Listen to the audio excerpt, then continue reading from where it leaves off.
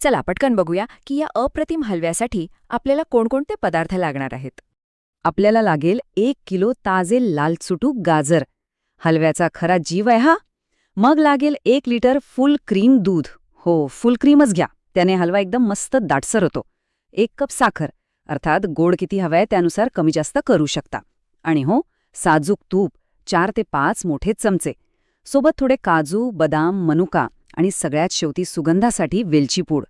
बघा, साहित्य किती साधं आहे, पण यातूनच एक कमाल चव तयार होते. ओके, सगळं साहित्य आता जमलंय. आता वेळ आलीये या सगळ्या गोष्टींना एकत्र आणून एक अप्रतिम सुगंधित हलवा बनवण्याची. बघूया तर सुरुवात कशी करायची ते. ही पूर्ण प्रक्रिया अगदी सोपी आहे. फक्त 6 स्टेप्समध्ये विभागलेली आहे. पहिला म्हणजे गाजर स्वच्छ धुवून किसून घ्यायचं. मग त्याला तुपावर छान परतायचं. नंतर दूध घालून ते मस्त आटवायचं.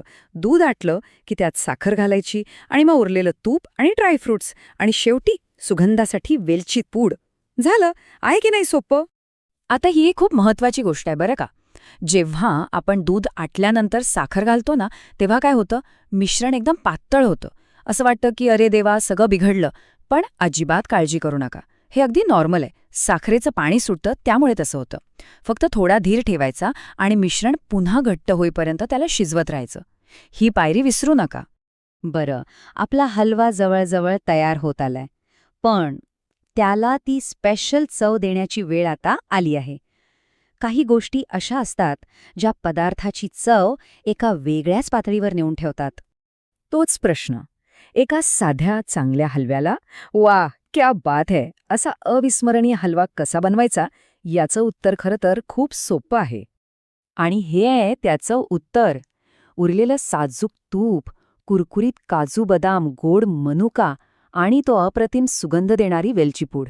हे सगळं शेवटी घालायचं. यामुळे काय होतं की यांचा ताजेपणा आणि स्वाद टिकून राहतो. तुपाने एक वेगळीच चकाकी येते आणि प्रत्येक घासासोबत ड्रायफ्रूटची जी मजा येते ना, आहाहा. आता ही एक अशी खूण आहे जी सांगेल की हलवा परफेक्ट शिजला आहे.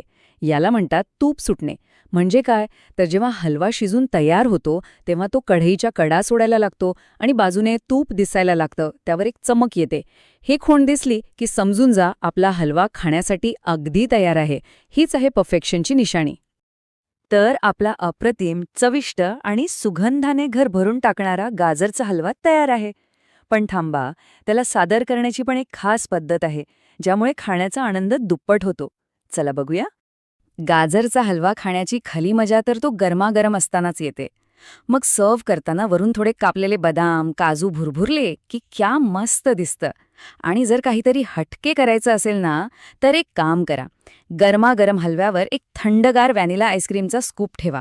अहो, काय भन्नाट लागतं ती. नक्की ट्राय करून बघा.